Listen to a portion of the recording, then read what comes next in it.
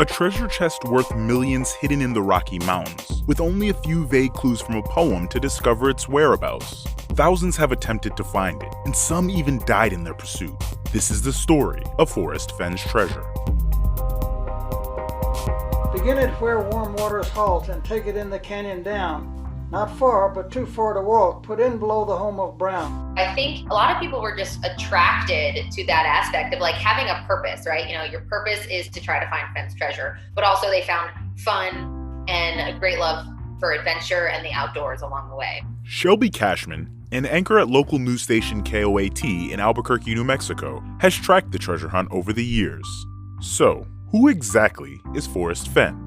Here in New Mexico, Forrest Fenn had this art gallery, and he was a prolific art and artifact collector. He was very well known in our area, and he is also extremely rich. He has developed his fortune over decades and decades, and also kind of a self-proclaimed eccentric. He's a Vietnam War vet. He was actually a fighter pilot, and he's been an outdoorsman, though, his whole life. Like, by the age of 14, he apparently was leading fishing expeditions in Yellowstone. He was a licensed cougar hunter. So his whole life has been in the outdoors. He initially actually filled this chest after he was diagnosed with cancer back in 1988. And his initial plan was he was going to drag it into the mountains and he was going to die beside his treasure. Well, turns out he survived. So he's like, okay, well, I'm going to live. So let's let other people find my treasure. In 2010, Forrest buried a 40-pound treasure chest that was supposedly filled with incredible riches and artifacts. The chest is full of emeralds and diamonds and rubies and sapphires. So he's actually never confirmed how much officially the chest and then the contents is worth. It's estimated about $2 million at least. In 2011, he released his memoir titled The Thrill of the Chase. In it is a poem with 9 clues, but what it actually is literally a map guiding people to a secret treasure that was buried somewhere in the Rocky Mountains. And so The Thrill of the Chase is the book that he then released to the public, basically saying, I buried some of my fortune somewhere in the Rocky Mountains, go have fun and find it. He said, this is for every redneck out there with a pickup truck, 6 kids who just lost his job, his wife, and lacks adventure. I want to get the kids out of the game room and away from their little texting machines and out into the sunshine and the mountains and the trees. You know, we're not doing that anymore. Much like the clues in the poem, Forrest remained elusive about where the treasure could be. Not even his wife of nearly 70 years knew where it was buried. Who knows where the treasure is? Only me. And when they're sitting there with a treasure chest on their lap and they raise that lid, it's going to be something amazing to them. They may faint. It's such a beautiful sight. The treasure hunt garnered international attention. Through social media, potential treasure hunters connected and theorized about its whereabouts. The Rocky Mountains started to see more tourists in pursuit of the treasure, especially in New Mexico where Forrest lived. In most recent interviews, he said as many as 350,000 people have gone to hunt for this treasure. He wrote this book and then it was like a word of mouth thing, it just like exploded. I don't even know if he expected it to get as big as he did. There have been people close. There have been people who have figured out the first 2 clues in my poem, but they didn't get the 3rd, 4th, and 5th, and they went right past the treasure chest.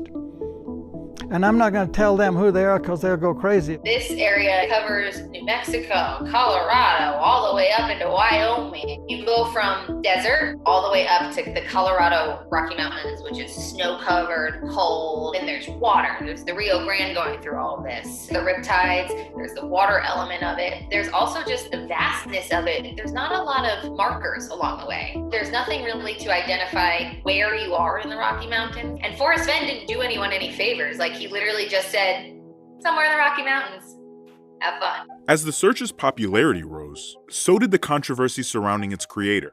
It's always kind of shrouded in mystery about how he really amassed this huge fortune. And that's the way he likes it. He likes us all to be left questioning, how did he get the rubies? How did he get the emeralds? How did he get all these artifacts? So it turns out he spent decades himself just going out on often controversial missions. So at one point he was so rich, he actually bought a site of Indian Pueblo land. And he went in and he excavated this ancient Pueblo Indian site. And so that's just an example of how he found some of his artifacts. It was very controversial.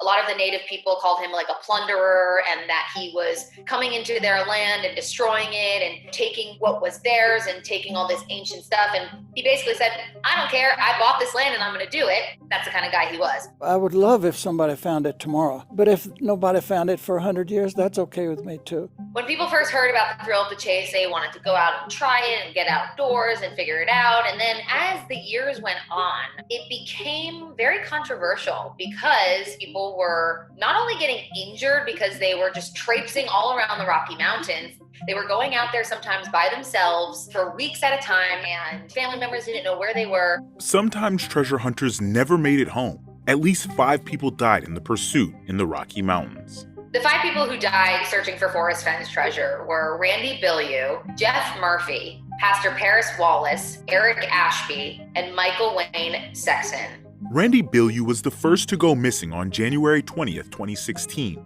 His body wasn't found until 6 months later. Well, I think it's very regretful, terrible. Anytime a person goes into the forest, whether he's a deer hunter or a fisherman or anyone else, you take a chance. Randy's ex-wife, Linda, spoke out against the treasure hunt and cautioned others in pursuit of the treasure. What's your message for them? Godspeed. Actually, make sure the treasure exists before you go searching for it. Do you believe it exists? I do not. The treasure is real. The treasure story is real. Randy's ex-wife was not the only person against the hunt. In June 2017, Colorado pastor Paris Wallace also went missing. After his body was found, the New Mexico chief of police at the time, Pete Caceres, implored Forrest to end the search. I want Mr. Finn to retrieve the treasure or call off the hunt after he retrieves the treasure. He actually contemplated calling off the search for a little bit, but then he actually reversed course and said, I'm going to continue on. And the reason why was because he said, after a long deliberation and discussions with friends, I have decided that stopping the search would not be fair to the thousands who have searched the Rockies and gone home with wonderful memories that will last them forever. A number of family members who have been estranged for years have reunited to join the search. He liked to say to people, it's not in that really tough terrain. It's in a place where an 80-year-old man can get it safely. Despite Forrest's insistence that the treasure wasn't in a dangerous place and the police chief's plea to call off the hunt, at least 3 more treasure hunters died.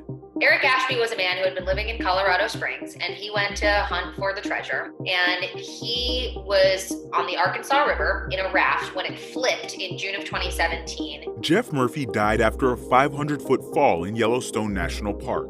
It wasn't confirmed until 2018 that Jeff had been searching for Forrest's treasure when he fell. On March 17, 2020, Michael Wayne Sexton and an unknown travel partner set out to find the treasure in Dinosaur National Monument, which sits along the Utah-Colorado border. The pair was reported missing, and Michael was later found dead. His partner was treated in the hospital and later released. I think too, people who hear about it, maybe they're lacking a little bit of hope or they're looking for something different. You know, they hear the story and they cling to it thinking, this is a new adventure, and like, if I find some treasure along the way, then cool, and they kind of get obsessed with it. And they want to be the one to find it. At least 5 deaths and multiple rescue missions related to the hunt, costing millions of dollars and hundreds of hours of manpower, caused a division in New Mexico on the local opinion of Forrest Fenn. He's sort of like this mythical creature guy. He's this person that people like tell their kids about. And so he's got this kind of folklore-esque vibe about him. They kind of put him on a pedestal almost because they just get so wrapped up into his story and the tradition of it. So there's the team that says Forrest Fenn did nothing wrong because he put the treasure there, he wrote the poem, and he told people basically go at your own risk. Then the other camp basically says, hey, these 5 people are on your hands because you were the one that inspired them to do this. As the search continued, so did the controversies. There were those who falsely claimed to have found the treasure. They can't produce a photograph. They can't describe the contents of the chest, so I know that they're bluffing. There were lawsuits, including one in which a treasure hunter accused Forrest of fraudulent statements about the treasure. The lawsuit was later dropped. Nobody is going to accidentally stumble on that treasure chest. They're going to have to figure out the clues and let the clues take them to that spot. Even Forrest's own family became targets. A man named Francisco Chavez admitted to stalking Forrest's granddaughter because he said he was convinced she was the treasure. Apparently, he found out where Forrest Fenn's daughter lived, and in turn, the granddaughter, he would send packages to Forrest Fenn with weird riddles about why he believed his granddaughter was the treasure. At one point, Forrest Fenn wrote to the judge and the attorney saying, "We all fear for our lives. We're wondering if we should get guns." He was arrested on charges of stalking. In June 2020, Forrest made an announcement on his blog.